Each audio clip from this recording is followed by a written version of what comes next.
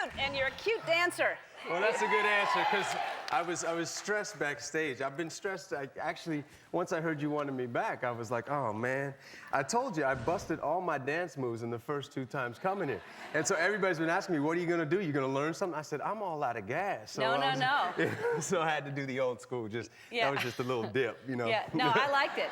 I liked it. But you kind of look cool doing anything, though. You kind of just have to barely move. He's cute, right? He's cute. But, so talk about, last time you were here, we talked about you growing up biracial. Your parents are, is your mother black? My mother's white. She's originally, but you know what?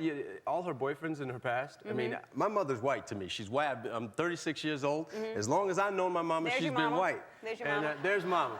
But I swear to goodness, I mean, my mother in her heyday, whoo, she was something different. She'll tell you, she had some junk in her trunk. She had all that. And men used to chase her, black, white, green, and yellow. They used to chase after her. And my mother would have these boyfriends, and 3 months into the relationship, she would have to sit them down and go, baby, I am not a sister. I am not a black woman. They'd be like, what do you mean you're not? I mean, everybody and their mother thinks my mother is black, because I don't know why. I don't know if it's the big booty or what it was, but but no, trust me, when you see my father, you know which one's white and you know which one's black. Right.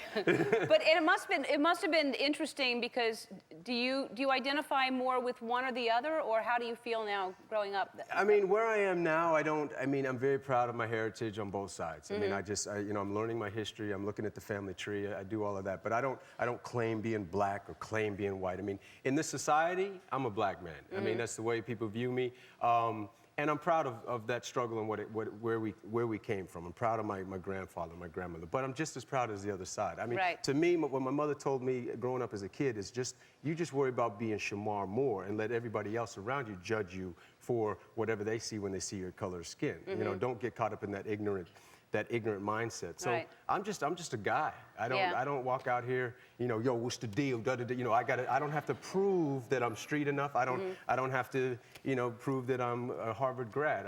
I am me. I went to college. I'm a smart guy, but you know, I got a little street smarts, and you know, I'm just me. But you rode in a race recently. Did you competed? What kind of bike race was it? It wasn't a race. It was an MS. It was called MS 150 ride, and it was a 100-mile bike ride for the MS Society. And this is something I'm just getting into, but it's close to home because my mother, as you saw in that picture earlier, she's in a wheelchair, not full time. I mean, she has her good days and her bad days. But my mother was diagnosed with MS about 8 years ago.